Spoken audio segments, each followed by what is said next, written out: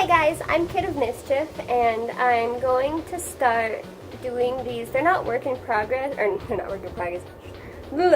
They're not really tutorial videos, but they are work in progress videos, so you can kind of see what I'm doing. Because most of the time, I'm just kind of winging it, so I don't want to do tutorial videos because sometimes things work, sometimes they don't work, so I don't want, I just want you to see the process of me making something. And so I'm gonna start a little series on my channel for watch me work. Maybe eventually I'll start streaming them, but for now it'll just be the videos with some voice layover to explain what I'm doing. Please ignore this little purple part. This is another cosplay I'm working on right now. What I'm going to show you is how I worked on my Foxy the Pirate from Five Nights at Freddy's jacket, how I made it worn, how I tore it up, and all that stuff. Also the back. Let me show you the back. Ooh. Yeah. So, yeah, crooked. And this is what it looked like at the convention with my boy Chica. And so you can kind of see how it looked like all together. And so, yeah. Don't really know what to say since this is my first video, so I guess just enjoy watching me work. Thank you! Alright guys, so I started out with an X-Acto knife, and mind you, I didn't know what I was doing because I've never done this before, so I kind of just started out small, in places that I wouldn't mind if I messed up, and kind of went for it. I just started cutting up and down, and I started stretching out the parts that I did cut out to kind of make it a little bit more of an obvious rip.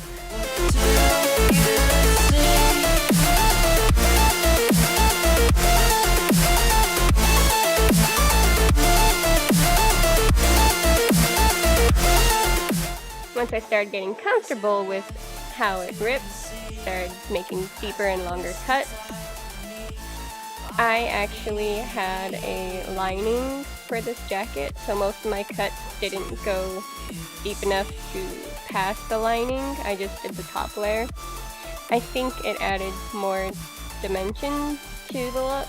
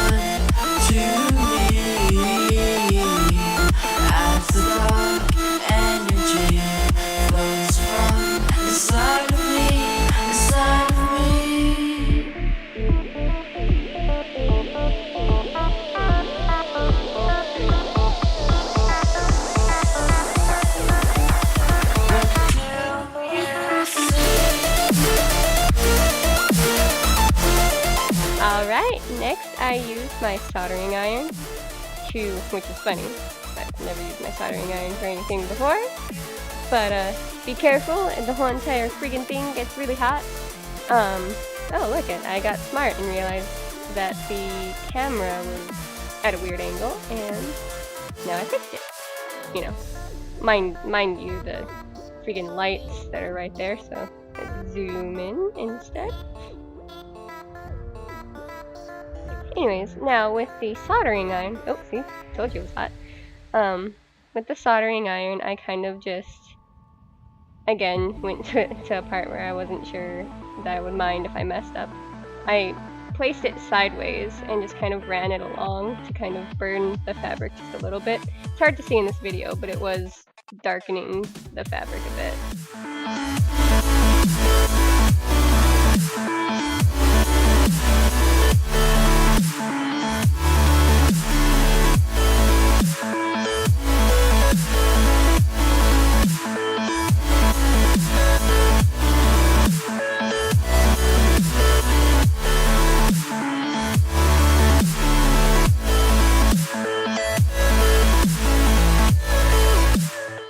this point I tested just pushing the soldering iron into the fabric to make little holes, little burnt holes, and slowly made them a little bit wider.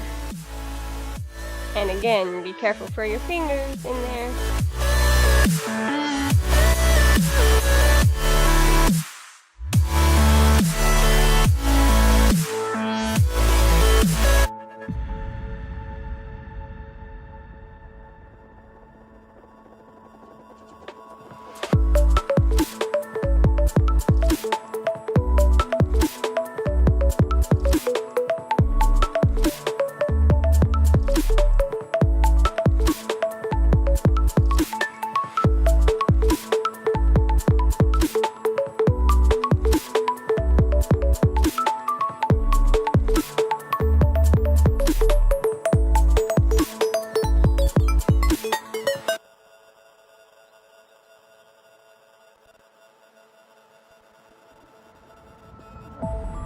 And don't forget that when you are weathering, you could also go on top of the trim or the thread, if any of the stitches are visible, you can go over that. It'll be fine. It also makes it look a little bit cooler because sometimes it breaks and tears a bit, so.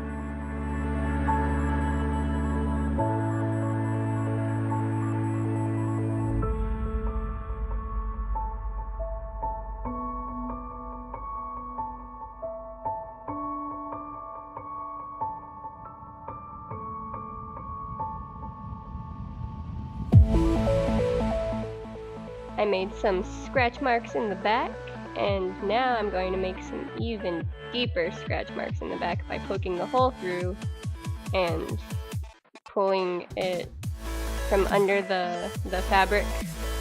I pull it up and out. Again, I was aiming to not go through the lining, but at this point, if it did, it was completely fine, since those are deeper cuts into it.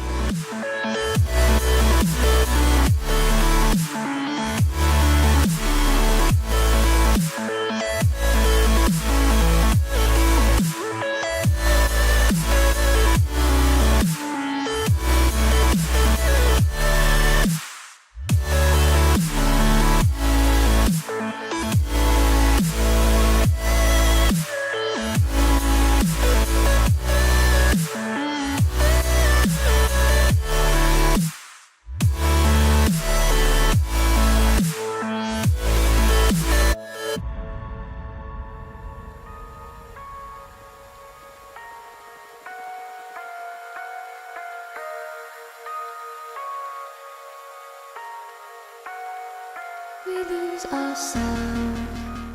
Now I'm holding the soldering iron a little longer on top of those original cuts I made because I didn't feel like they were deep enough or obvious enough. So I just wanted to make them a little more obvious.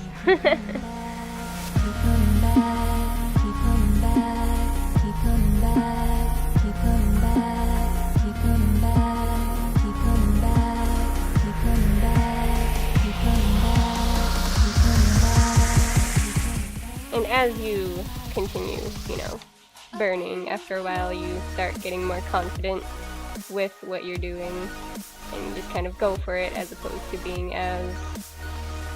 You just become brave enough to do random things and stop being as strategic. So you don't really want it to look like it's planned out, and you want them to look kind of random, so as you get used to it, you get more random and it ends up looking better, in my opinion.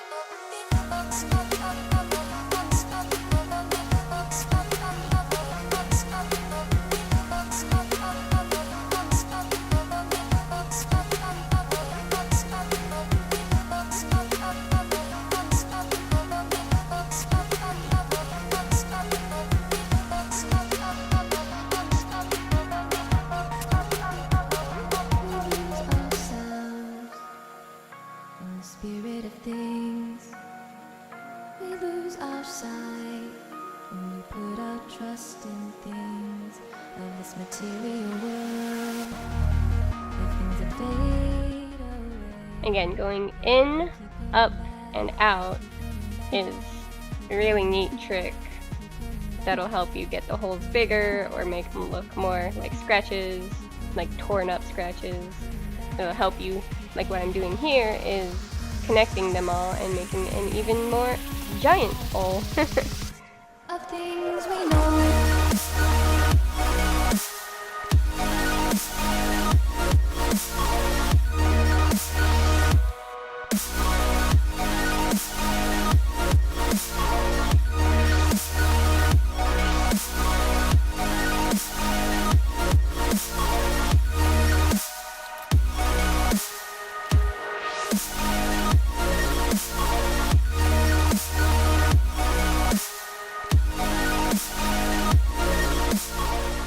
Now here I tried to also use the tea staining and coffee staining method, but with this fabric it ended up being for nothing. It ended up looking like it while it was wet, but it dried and there was literally nothing.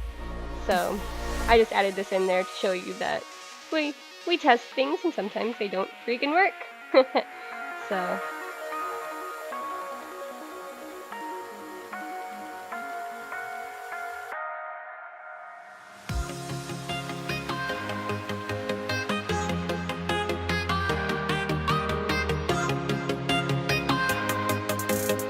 next thing I used was a bit of sandpaper. I used different grains just to get different effects, but basically you just, you know, rub it on the fabric and it'll give it a little bit more like subtle tears.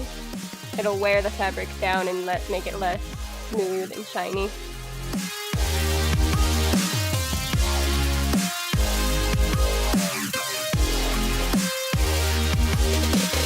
You can pick random bits, but I also liked to focus on the parts that I had special burns or cuts near them or around them.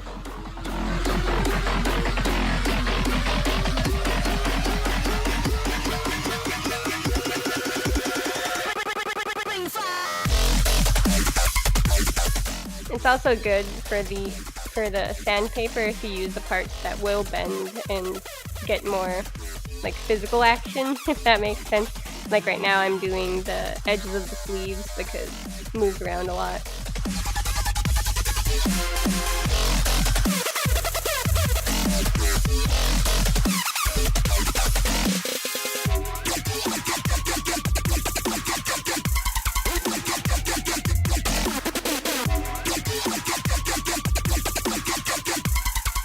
Now, and since the tea staining obviously didn't work, I decided to get some black charcoal. I decided to get some charcoal from the craft store, and all I did was, because at this point I was really frustrated that the tea staining didn't work and then the coffee staining didn't work, so I was ready. I knew where I wanted my marks to be. I just drew little black splotches onto the fabric and I just rubbed them in. Your hands will get very dirty with this. When you're coloring with charcoal, when you're weathering with charcoal, your hands will always get dirty. So don't be shy with your charcoal use. The bigger, the better. Here I just made the bits look kind of dirty or even burnt, which actually I ended up liking a lot more than if I had just done the tea staining and coffee staining, because it adds in the fact that it could be burned. Heck, I even had, instead of just straight up putting the charcoal on the fabric, since so much was on my hands, I just touched random places and rubbed it in, so then that would be just even like light dirty parts or light burned parts.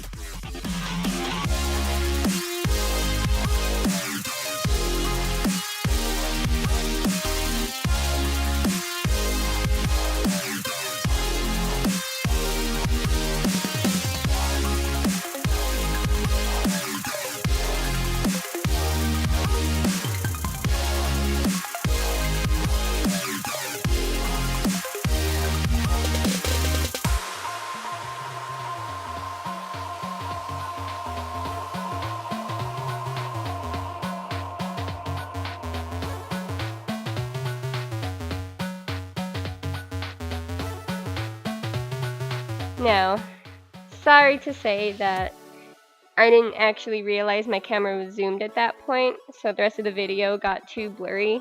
I can't use any of it for this video, but you get the gist of it. The last thing I did was the charcoal, and then I had got some hairspray and I sprayed it over it to seal it, because I learned that in art when I did charcoal drawings, we sprayed it with hairspray, or, you know, fancier stuff. But spray it with a little bit of hairspray and it'll keep it sealed in so you don't get charcoal everywhere.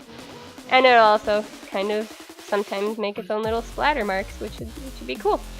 So yeah, I hope that this kind of helped. If it didn't, then I hope at least it was entertaining to watch me work. I will try to get better with how I record these things, but you know, eventually I will. Alright. Thank you for watching, and I, again, hope you enjoyed this video, and if you did, put a thumbs up or subscribe if you want to see more. I plan on doing more Watch Me Work videos and more cosplay videos and, you know, just those sort of things. So, thank you, and bye!